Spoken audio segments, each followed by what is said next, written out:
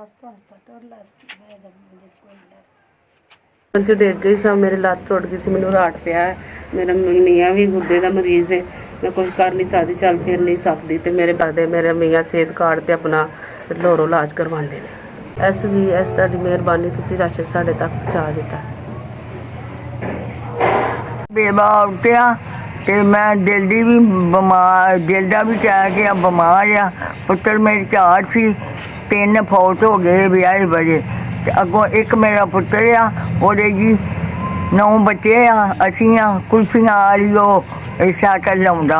ते घरे जिन्हें भी दिता ओहदे बच्चों की खैर करे, अल्लाह तंदुरुस्ती दे, ओहदे माँ प्यो की, ओहदे भैणां भरावां की ध्यान भी ऐस तो हम मेरे सीधा राशन पहुँचाया, तुहाडी मेहरबानी।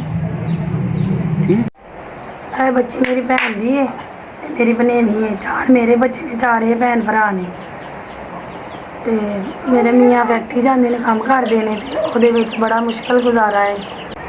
सौदा देन दी, राशन देन दी। SVS तुसां साडे ताईं राशन पहुँचाया है, अल्लाह तुहानूं तंदुरुस्ती देवे, अल्लाह तुहाडी खैर करे। बेवा आ ते मेरा पुत्तर जड़ा है ओहदी बीवी भी फौत हो गई है, तो ओहदे 6 बच्चे ने निके निके। मेरा पुत्तर भट्ठे ते काम करता है, रोजे रखणगे बच्चे, तेरे हक अंदर दुआ करनगे भी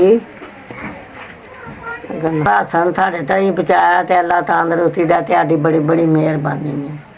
मेरे पुत्र ने 3 आपो आपने, चौथा मेरे नाल रहिंदा है, वो बीमार रहिंदा, मैं भी बीमार हाँ, किसी का गुआ थपनी आ, वो कोई थोड़े बहुते पैसे होंदे ने, ते खैर करे अल्लाह, उनके माँ प्यो नूं खैर करे अल्लाह, उन्होंने जिस मैनू याद किया, मैनू राशन दिता, मेरा 1 महीना 2 लंघ जाएगा, अल्लाह इस